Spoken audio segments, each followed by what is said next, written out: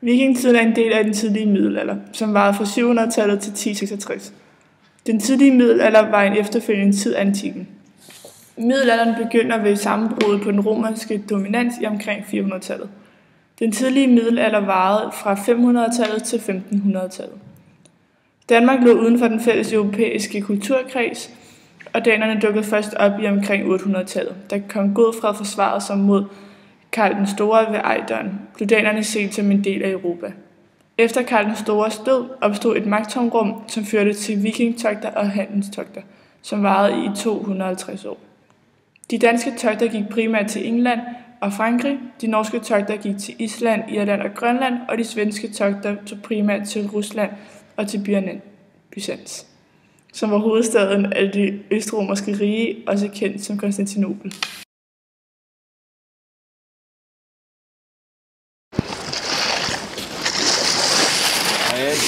Paolo, har du hørt historien om Rasmus Højgaards? Men er det ikke en myte?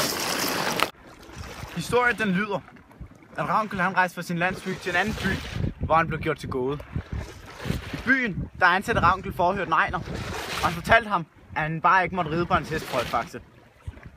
Hingsten Frøjfaxe var nemlig en prægtig hest, og det var hans kæreste eje. Ejner han overtrådte reglen, hvorefter Ravnkel henrettede ham. Det blev Ejners familie meget oprørt over. Ejners far, Torbjørn, krævede oprejsning, men det ville Ravnkel ikke give ham. Derefter tilbød Ravnkel at forsyne Ejners familie med malkekvæg i et år og med kød af slagtet kvæg til høst. De vilkår ville Torbjørn ikke tage imod. Torbjørn tog så til tinget for at få oprejsning mod Ravnkel, hvor hans slægtning ved navn Sam besluttede sig for at hjælpe ham med at vinde over Ravnkel. Ravnkel han tabte slaget, og han blev fredløs. Torbjørn og Sam tog til Ravnkels skov, og der ydmygede de Ravnkel og tog gården fra ham.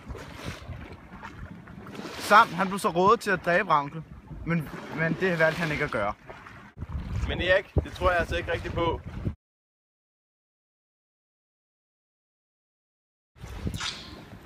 Forskellen mellem historie og myte.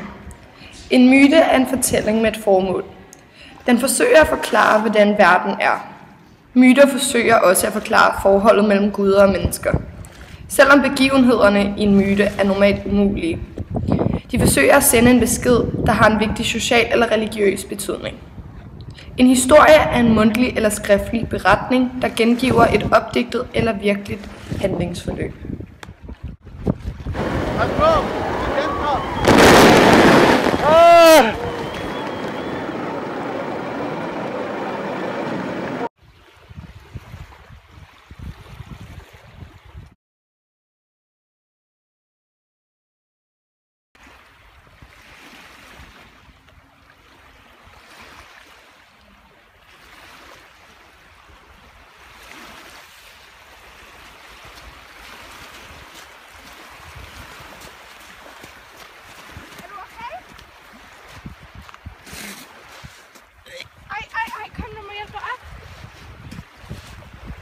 Alle mænd er døde. Hvor er jeg? Du er på Island. Er du okay? Ej, det minder mig om Ejgils søn. Myten om Ejgil siger, at Ejgils søn omkom i en kæntring, da han sejlede ud i en storm. Han drev op på land, og Ejgil red straks ud for at søge efter ligene. Og det første han fandt var Bødvars. Han satte ham på sine knæ foran på hesten og red ham ud til Diagrens næs til Skallagrims høj. Han lod højen åbne sig og lagde Bødvar ned i den hos Skallagrim. Derpå kastede han højen til igen, og med det blev de ikke færdige før ved solnedgang. Men sat, der er drejet nogle kunder op på land. Kan du vise mig vejen til din landsby, så jeg kan sælge det der? Ja, kom med.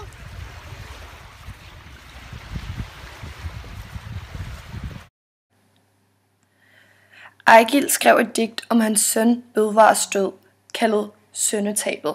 I digtet udtrykker han, hvordan han ikke kan tage hævn over nogen, da det var havet, der var skyld i Bødvars død.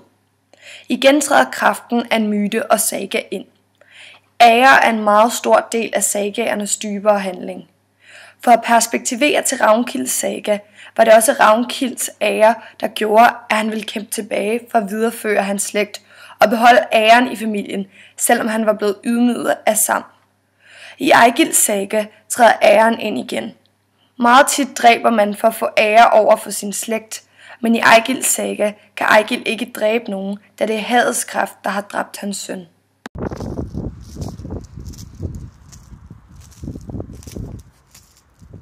Er du i den Færøland? Nej, hvorfor spørger du? Myten siger, at forfatteren Ibn Færøland drog til Volga fra Bagdad på togt for at få Volga-kongen til at anerkende kalifen i Bagdads magt og dermed sende ham penge. Under hans togt mødte Ibn Færøland folk fra svensk baggrund, som han beskrev som lyshårede og store som dærredpalmer. Hver mand havde en økse, et sværd og en kniv på sig hele tiden og var tatoveret fra fingrene op til halsen med en grønlig farve. Ibn Færøland kaldte dem for rusfolket. Rusfolket kom som handlere. De bragte slaver til Volga, og Volga-kongen byttede hans goder for slaver, som rusfolket så bragte hjem til deres land.